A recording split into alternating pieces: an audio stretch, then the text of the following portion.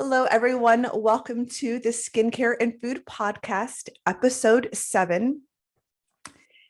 As usual with our podcast, we take a 360 approach to the connection to the body, both internally and externally, the mind, and the relationships with ourselves, our loved ones, and our communities, both locally and globally. This week, we're going to be talking about resiliency, and I am joined by our co-host, Maria. Hello, Maria. Hello. Hello. How is everyone? Wonderful. Good to be here. And Tuna, our guest moderator. Hello, Tuna. Hello, Amira. Hello, Maria. Hello. Hello, hello. And welcome to everyone in our audience. You're more than welcome to jump on stage and participate as well, or if not, please note that you're always, have that option to do so, to just listen. And we do record this and archive it on our YouTube channel. So welcome in, everyone. Good deal. Hello again. Okay. So good to be here. Oh, I love it. I love it. So in thinking about resiliency, I had quite a few connections with that this week. I had to laugh at myself first because I purchased sunscreen gloves, a UV treated glove, so that way I can wear them when we're driving. And now that we're going out hiking, to really have that extra protection on my skin, which I just was like, okay, I've actually reached the full level to be able to have this sun protection going in addition with the sunscreen hat. So it was just so funny, a moment to laugh at myself at like taking that to the next level. But it's interesting that we are just beginning to talk about not just applying sunscreen, but also clothing with UV protection. Mm-hmm. I think if you were a golfer or you were a tennis player, it might have been something that's already existing in that world, in that industry. But just in general, people don't see clothing with UV protection very often. Now, there's some brands that's beginning to, like a cardigan that has a UV protectant that you can wear over your clothing. But that, it's we don't think of UV protectant more than just SPF, I think. It's so incredibly true. And I'm really curious to see what fibers naturally are going to have different elements of the UV protection.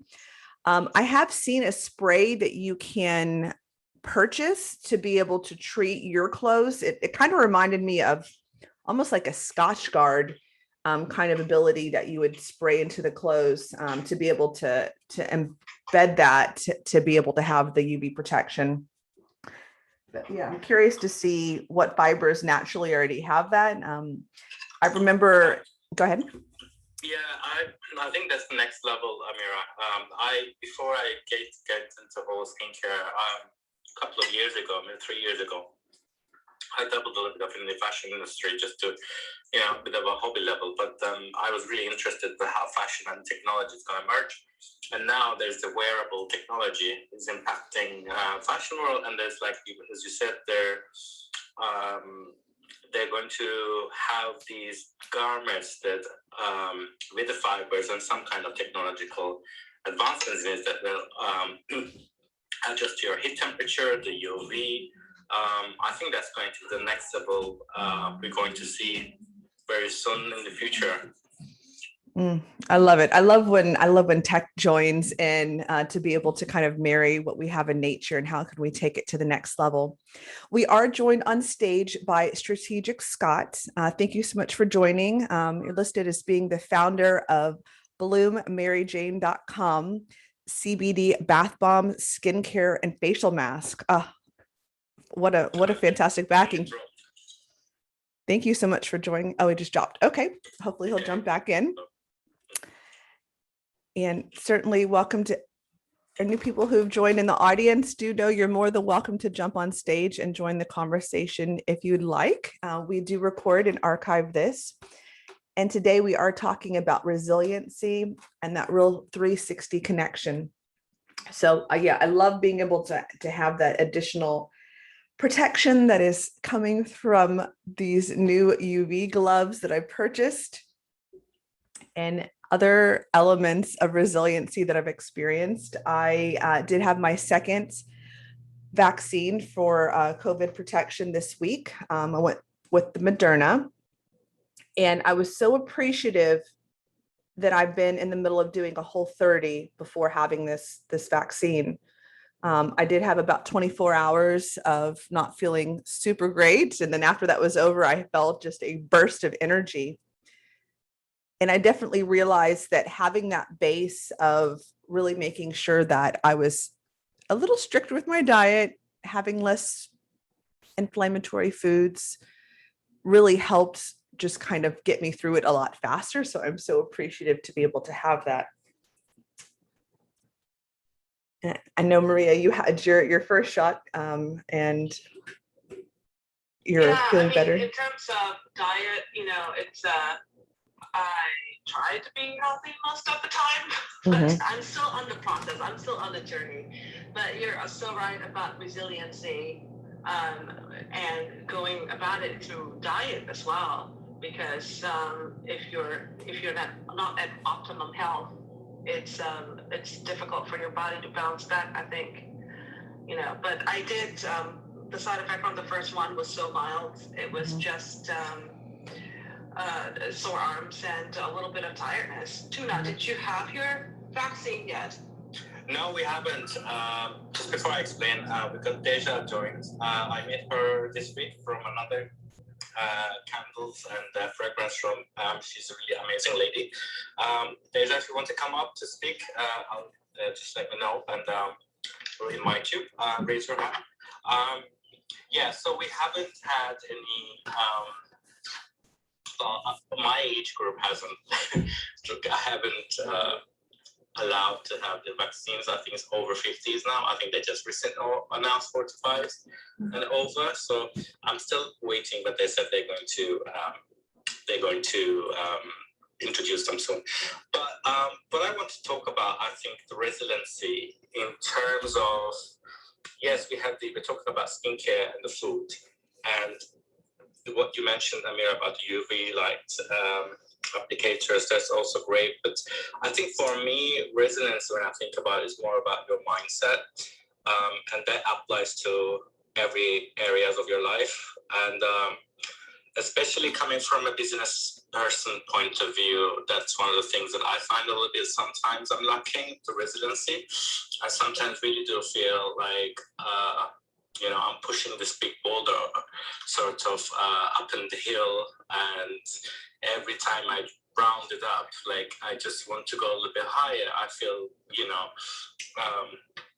being challenged all directions. It's like now this week for me, especially, it's all about your story, your brand story, and I'm being challenged about it, and that brings back to the resiliency because. All right, it makes me think about everything about myself and how you're going to survive. Like, it's so easy to say, I'm going to quit, I can't do this. But I see other people who are doing it, and I think to myself, what am I missing?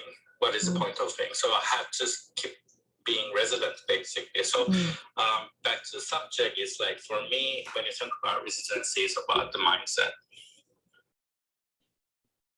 I love that so much. And Tuna, my favorite point, and that is really being self-reflective. And I know, Maria, we've had that conversation before, having that acknowledgement of being able to just identify and to be self-reflective is so huge. So I love that you're just taking that as your first step, because I believe that is the first step before a shift. Welcome up on stage. We have Inma. I'm not sure if we're pronouncing your name correctly. Please correct me. And also Deja. Thank you so much for joining in. Thank you very much for everybody. I am Inma. I am from Spain, and I'm very happy to stay here in this room. I have a lot of interesting in this topic because I have a master's degree in pharmacy in my country in Spain. And currently, I teach in career technical education in cosmetic and marketing cosmetics. And I am very happy to hear a lot of these contents. And finally, my apologies for my English. I am learning English. So thank you. Oh. Hola, Inma. Hola. Oh, well, welcome. We're so happy to have you here. I love having teachers. We have a special place in our heart for teachers. So we're always learning ourselves. Welcome, welcome. And Deja, did you want to introduce yourself? Hi, yes. Hi, everybody. I came in because Tuna pinged me. Thank you, Tuna. Hi, everyone, and thank you for holding the space. I'm Deja. I am a beginner candle maker. Last year, it was my side hustle, but this year I'm a full-time entrepreneur and maker, so I'm really excited about that. And Inma, don't apologize for your English. It sounds just fine, and English is really hard. If it wasn't my first language, I'm sure I'd have a problem with it, so you're good to go. But I'm just here to listen to everything that you guys have as far as skincare and food. For me, I went plant-based, I think it was 3 years ago for about 2 years straight, and then I moved into a pescatarian diet. And I've noticed that I've had like skin shifts. I've pretty much had consistently like good skin throughout high school and my adult life, but I have noticed that I'm more prone to breakouts, and I don't know if that's just because like us wearing masks and stuff. I've noticed more acne coming up on my face, and I really don't eat much in my diet, that I'm thinking that I should get like a food sensitivity test done, just because I'm not really used to having a lot of acne. So if you guys have any tips or tricks around that, I'd love to hear that. And thank you again for holding this space. Absolutely. Well, certainly welcome in. Congratulations on your new journey. And do note, I went ahead and followed you on your Instagram as well. We record these podcasts and archive them on YouTube. I will link your Instagram accounts, and if you have a website, just let me know and I'll link that as well. We believe in supporting fully. As far as the acne, I love that you are thinking about having a food sensitivity test. I think it's so incredibly important to make sure you really have that taken care of internally to be able to help treat externally. I think also hormonal shifts. I'm curious if you're in the midst of kind of a hormone shift. That was the first thing that kind of came to mind, because that I'm curious, where is the acne coming up on the face?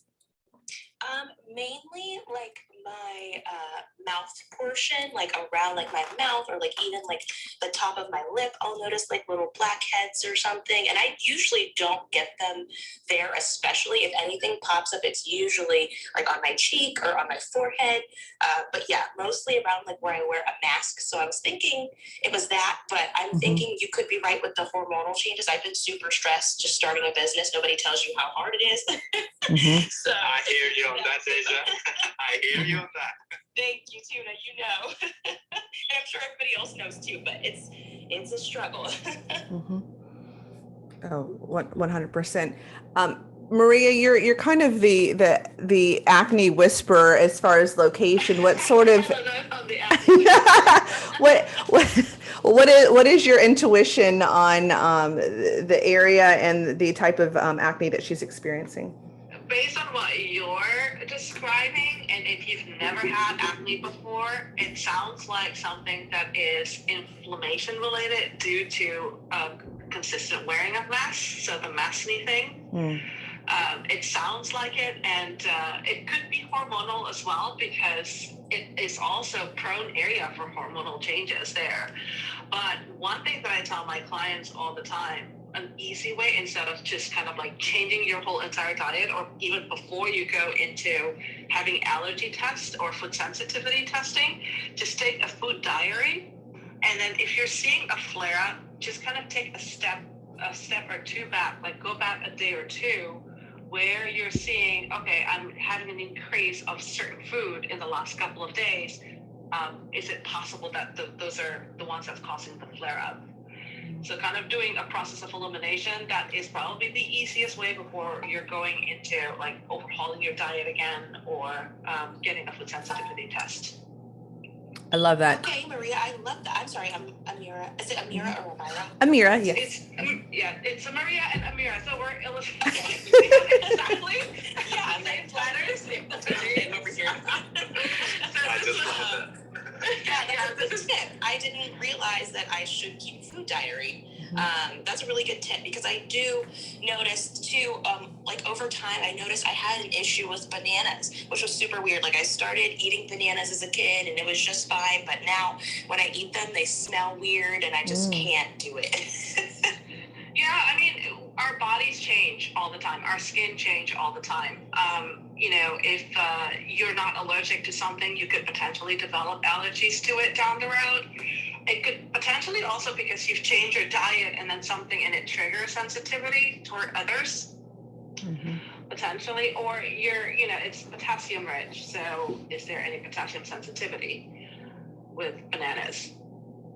I would also suggest, like, if you're going to do the journal, there's a maybe don't do like 5 changes in one go. Just maybe look what you're eating and change one thing at a time so that you know what exactly this certain in food is affecting you for your acne. So yeah, just because otherwise, if you change 3 things, you might not know which one actually caused it or not. So it's more easier to track it down. Can I also add, like, from a formulator point of view, you can also use some oils, Deja. You can make a little small cocktail of oils. I would suggest, like, try evening primrose oil. Is quite popular at the moment, and it's also quite advised for acne, as well as oat oil if you can find it. Oat has a lot of calming properties and has a skin cleansing properties. They suggest that, so you can mix a little bit of that. And then I would also suggest that, like, if you like a little of fragrance, you can just add a very tiny drop of lavender just to calm your skin. So yeah, so I would suggest, like, do a little bit of cocktail like that and then try if it works. You know, maybe it will see a nice topical application. I appreciate you so much, Tuna. We are of the same mind. I love the advice you're giving as using a calming and inflammatory ingredients for acne. I think it's so much of the first reaction currently, at least in the United States. I'm not sure about globally. Maybe you can give me a global perspective of anytime somebody has acne, to apply drying ingredients. You know, the benzoyl peroxides and the salicylic acid is just the first knee-jerk reaction. And especially with the acne that we're seeing, the pore is already so sensitized and irritated. And I just feel it's just so harsh on the skin and so drying. So I love, Tuna, that you're giving recommendations of ingredients that are actually going to be calming for that pore. Wonderful. Yeah. You know, all 3 of us, I think, are exactly on the same page on that. I'm a big believer in treat your acne with kindness. So don't hate your skin. There's no reason to do like a high dose of acid. But a lot of the time, if the problem is from the acne, a lot of the time the issue is also dehydration. So I love what the cocktail that Tuna just recommended there. If you're already using the hyaluronic acid serum, that would add to the hydration, and then apply the oil cocktail on top of hyaluronic acid, or just put it on damp skin.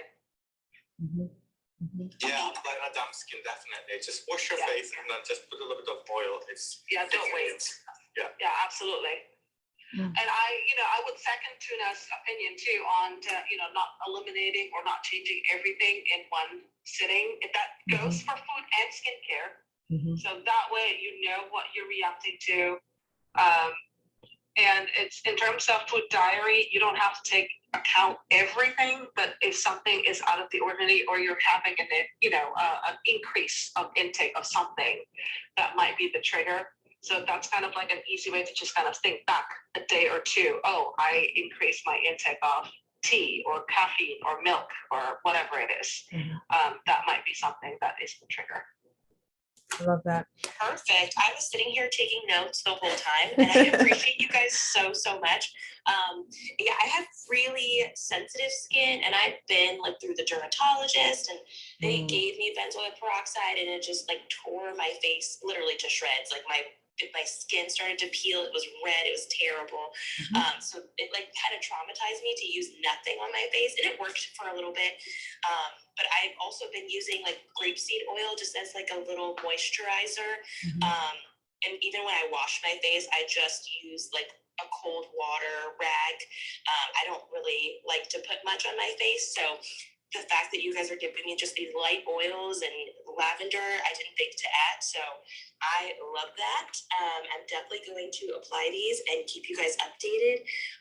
But I am going to hop off. I followed the club, so I'd love to see more of you guys. And I appreciate everything that you gave me. And yeah, I hope you guys all have a great day and a great week. Thank you. Thank you so much. Thank you for hopping on.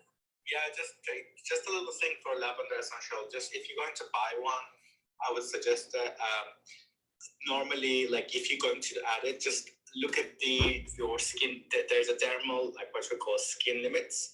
So make sure you don't exceed that, because especially if you're going to use it for face, they're like half the value. Just look at whatever the supplier you're going to go. Just look at the documentation. They should have something called allergens information, and just read it to what they recommend for face.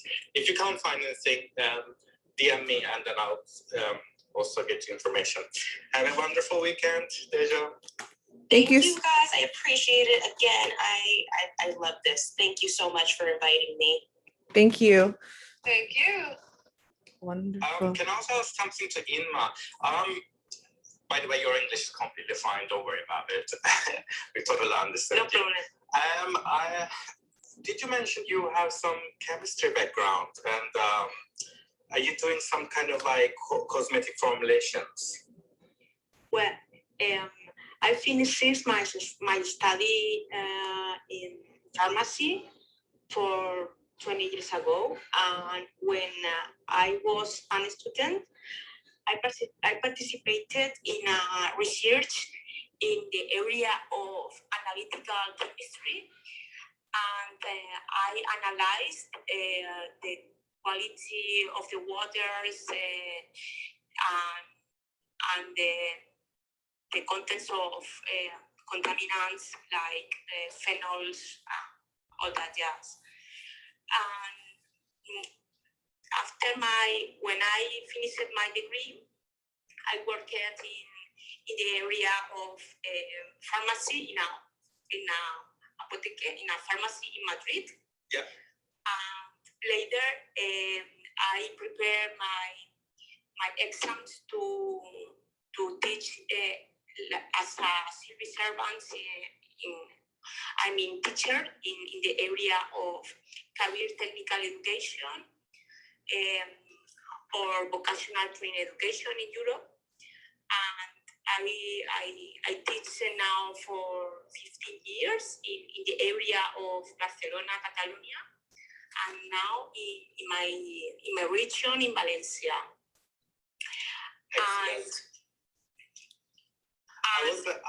The reason I ask you is because, sorry to cut you off. The reason I ask you, Deja mentioned about benzoic, some kind of acid that tore her face. I was wondering, like, do you have any sort of what kind of acid, or do you know what it is at all? Well, in the area of the issue of acne, do you ask? No, because I think, correct me if I'm wrong, Amira or Maria, Deja said like she went to a dermatologist and they gave her benzoic something. I couldn't catch the rest of it, but and then she put it on her face. She said it tore her face. I think it's some kind of acid that she put a sort of acid, I think. Did you catch what it's? Yeah, it's a benzoyl peroxide, which is a very common acne treatment ingredient in the US. And the function is really to dry up the affected areas. Mhm. But if the skin has underlying sensitivity, or the skin is dry to begin with, typically it causes longer term issues such as more sensitized skin. But I don't understand it from the chemistry perspective. So it would be great to actually understand that. Yeah, I was gonna ask you now about that. If you know this thing. Yeah, it's an ingredient that disrupts the balance between the hydrolytic film. So I think it would be relative to topical ingredients that are disrupting either the oil production or the water retention. Well, Okay. but in my view, this molecule it's important to find the correct proportion in the formulation, because if you use a big percent in the formula, is maybe you reach harmful in the skin, and in my view, that is only a percentage only suitable for dermatologistic, for medical area, not for cosmetic. Okay. And I think that's actually an important point as well, because the grade or percentage that you would have of the benzoyl peroxide would certainly be different from the dermatologist than is what's being sold over the counter in stores, which I think is interesting because it could be just a little bit too strong. And I think that's why it is so important that when you do go to the doctor, that you really are holding fast and tight to the direction that's in there. I've definitely had clients before that are over exfoliating from the ingredients they've gotten from their doctor, by all means. I do want to welcome in Celia. Welcome into the stage. Thank you so much for being here. We are recording and we archive our podcast on YouTube. And if you join and speak, I'd be more than happy to connect your other social media channels from your Instagram and your Twitter, which I'm following you on both. Welcome in. We are talking about resiliency. How are you doing today? So you would like to speak about skincare and food podcast? Yes. Yes. Hello. Welcome in, Sherief, as well. How are you doing today? I'm fine. What about you? Doing well. Welcome, welcome, welcome. Welcome, Cecilia. Welcome, Sherief. Welcome, Tuna. Thank you. So this is about skincare. I've got a question. I've read so much information about how apple cider is healing for the skin if you dilute it with water, of course. And I'm just wondering if that's really true or not. Because I do notice that if I get acne on my skin, I use it, that does help actually. But I'm wondering about for other issues like maybe aging of the skin or whatever. I don't know. Maybe you have some insights about lemon juice or apple cider vinegar. I love that you brought this up. I think there's other questions we want to dive into. I believe wholeheartedly everything is connected in many different ways.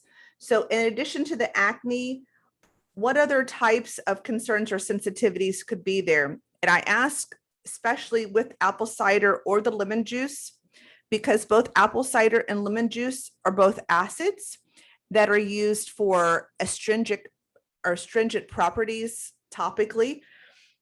And if the skin isn't prone to being more on the oilier side, having active hormonal acne, then if it's just kind of an incidental acne that's coming and perhaps an irritation or sensitivity, using an acid like the apple cider vinegar or the lemon could actually make it a little bit more sensitized. So I guess I'd be curious of what other things are going on with your skin, and also more importantly, what other things would be used on the skin. So I always want to start with face wash, because I'm a big believer that that's where you start everything off. And depending on where you live and the type of water that you're using to wash your face, the cleanser you use and the water that you use to wash your face can start off a sensitivity or start off a calming element for your skin. I agree with you. Yes. Yes, Three solutions. I have three solutions for acne. Okay. First cream is Vario, and second one is Britier.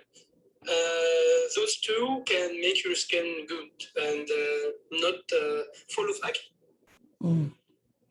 I love it. in my view, that is very important, the clean.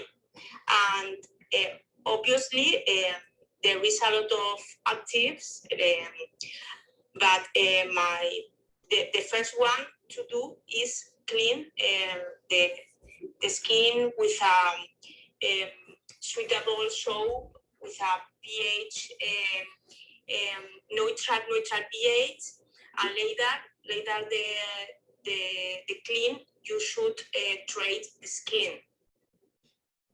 Mhm.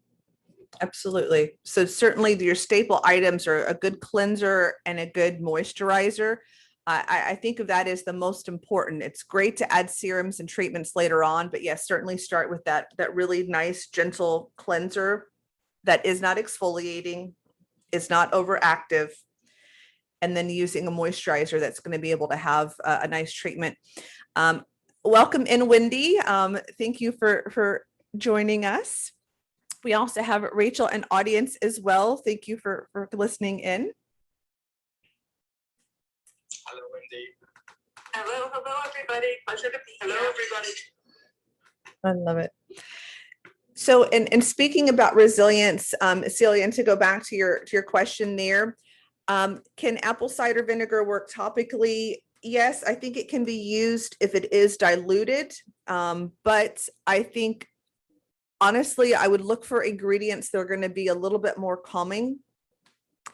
If you want to think of a kitchen item to grab for just a quick treatment, honey is one of my favorite products to grab in a hurry to be able to help with something that is very sensitized on the skin. I've used it on burns. I've used it when I've, used products, ingredients from something that really irritated my skin and I needed just to calm it down fast. So I got a question with honey. If you Sure. got a burn, wouldn't honey trap that heat in your skin? It depends on the Honey type. is, what we learned about honey is, like in my formulation class, is that it's a natural humectant, which means it draws moisture from the air. So it traps moisture rather than, like it moisturizes rather than dries it out. Yeah, I was just thinking that, because honey is so sticky, I was just imagining honey trapping in that heat in the skin rather than, relieving that burning sensation. So I always put like cold cloth on my burn.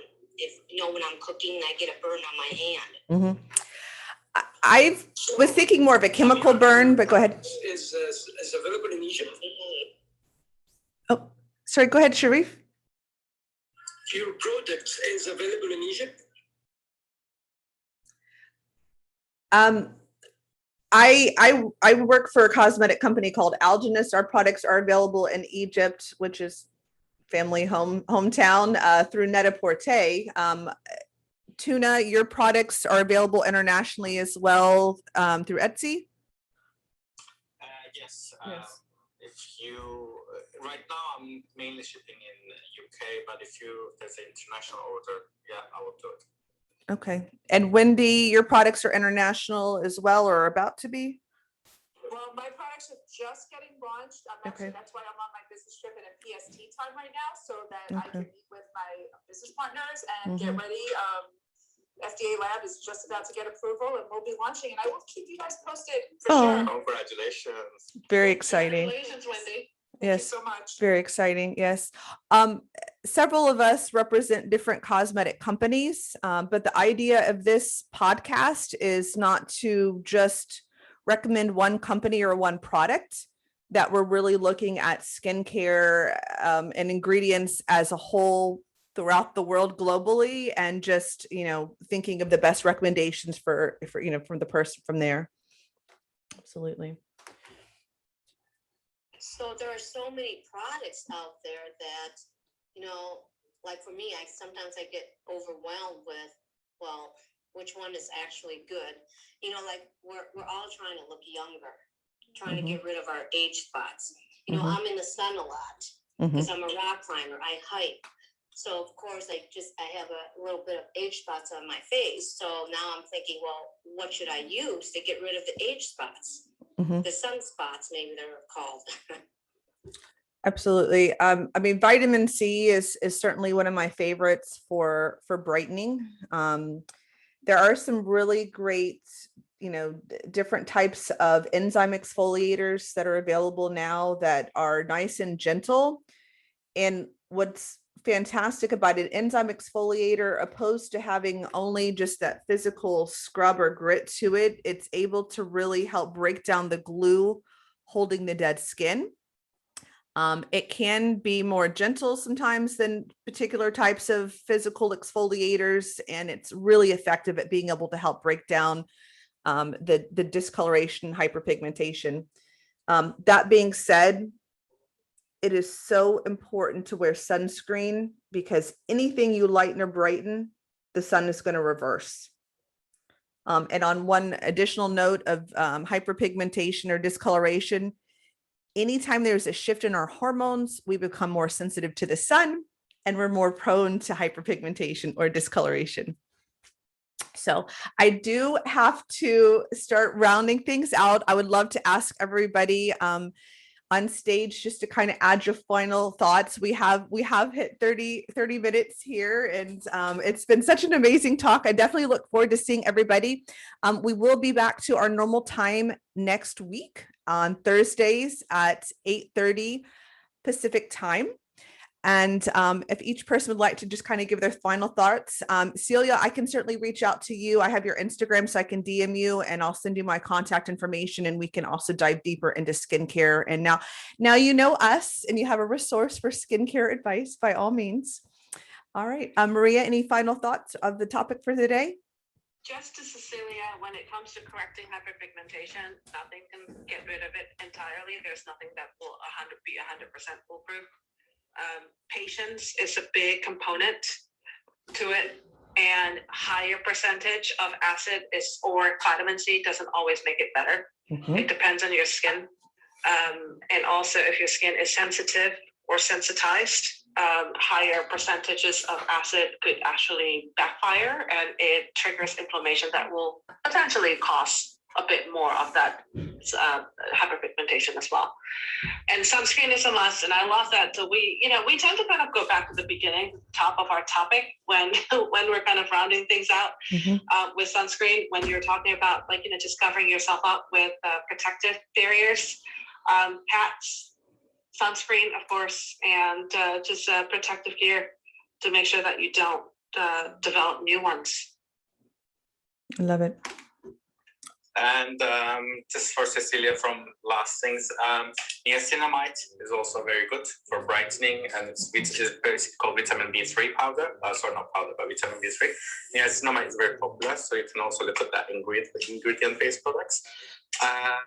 As for sunscreen, I would suggest to use zinc-based. It's zinc because some sunscreens contains titanium dioxide, which is not really effective against sunscreen, because it's kind of when it's exposed to sun, the efficacy reduces, whereas zinc is more stable. So I would also suggest look at those kind of sunscreen products containing zinc oxide. As for today, thank you, Amira. Thank you, Maria. Thank you, everybody. You've been really great. It's always a pleasure to talk here. And as for resiliency for everybody, if we're going through hard times, just keep hanging in there, just keep moving on, and any kind of negative emotions, negativity, resistance that you feel, it's only temporary. Just allow yourself to feel the frustration and the anger, just let it out, and then the day will become better. That's me, done. Thank you. Thank you. Wonderful. I agree with that 100%, Tuna. Yeah, thank you so much. Thank you. Yes, thank you. When you say Thursday, 8:30, is that AM or PM? What? AM. AM Pacific time. Thank you. You're wonderful. And Inma, I saw you took your microphone unmuted. Did you want to say anything? Thank you for create this room. I am very happy to stay here. I hope we see you the next Saturday. Absolutely. We will continue. And I will ping you. I can find you when we join. We'll be on next Thursday at 8:30 Pacific time. Yes. Thank you. Thank you for joining. Appreciative to have you here. And Wendy. I always love being part of your rooms and listening and learning and connecting. And I'm sorry I was a little bit late today, but I just flew in super late last night. So, but I love being here and I love the information. And I just want to thank you again for hosting this room. Oh. Wendy, what is your brand? Well, see, that's the really funny part because the product, the patented product that we have is called Stem Cell Revive. Okay, and that's going to be just now, what we decided is that that's just going to be part of our product offering. So that's what we're working on right now. And we are finalizing our name while I'm here in Las Vegas. So next week, I will announce that to you. So you'll be the first to know what our new brand name is and the products we're planning on offering with that. But right now, you can look at the Stem Cell Revive. Wow. So. Excited about it. Do any of you sell your stuff on Clubhouse.com? No. What is this like selling on Clubhouse? Is it like do you mean like where do we sell all our products? Yeah, I don't know much about it. I just heard about it yesterday. I think it was yesterday I heard about it. And somebody was talking about go on Clubhouse.com. And I went on there and I saw there are people selling things on it. I haven't really dived into it to investigate, but anyway, I just kind of opened up the website just to see what it was.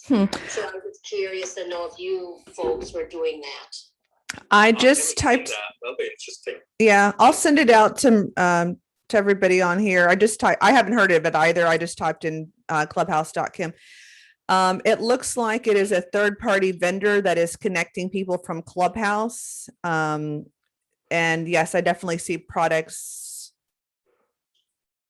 being listed on there. Clubhouse, start a website where Clubhouse people can sell their products. Yep. That's how you monetize. Yeah, no doubt. You can send a link. Yes, I will. I definitely will send it to you. Yeah, please. Thank you. Yeah, I know they're in the process. When you have a chance, let us know how you going to come up with your brand story, because this week especially, I'm being bombarded by all directions about what's your brand story. I keep struggling. So if you do a little bit of exercise or something, if you're going to come, I would love to hear how you do it. Yes, absolutely. Yep, I will. I have a little bit of it already in my head because of, just the story of how I even got involved. But yeah, no, I will definitely let you know. And I'm kind of excited about this. This is really fun. So yeah, no, but how I got involved, just so you know how I got involved was it totally pivoted for me and not something I ever planned to do. But one of the people that I have been working with who was involved in multiple businesses and we were working together on one project, I had mentioned how I was like just feeling, looking old in these Zoom conferences that we were on, kind of just joking around saying, my wrinkles have wrinkles. And he happened to have been getting involved with somebody who was developing this stem cell product, an esthetician who was developing it for use on her customers, and sent me a kit to try because they were in their beta testing. And I used this, and it takes about 28 days before you really see results because your skin cells are actually renewing themselves. But I was just like, wow, this works, and I need to be involved in this because I felt such, I can't even tell you the self-confidence that just came from having this younger looking skin and liking how I looked in the mirror again. And it was kind of it was empowering. And so that's why I was like, I need to get involved and I want to be more a part of this. So that was my entry into working with them. And now along with that, we're taking the ball and running and doing, and the kit's expensive. It's about, $600 US, but stem cells are expensive, but we're also going to be adding products that have a little bit less of the growth factors, but we'll still work on a daily basis to renew your skin. So that's where we're heading with this now. Thank you. Very, very exciting. And Tuna, I'll send you a message. I'd love to be able to help if I can with just being an extra set of eyes for your brand story. I've worked with several brands in their beginning. Good deal. Well, we've gone a bit over time, so I do need to jump off, but I appreciate all of you. I'll certainly reach out to Celia as well. So you have our information out other than Clubhouse here. And we look forward to seeing everyone next Thursday morning. Well, morning for us in California, but next Thursday at 8:30 a.m. Pacific time. Thank you so much. I appreciate you all.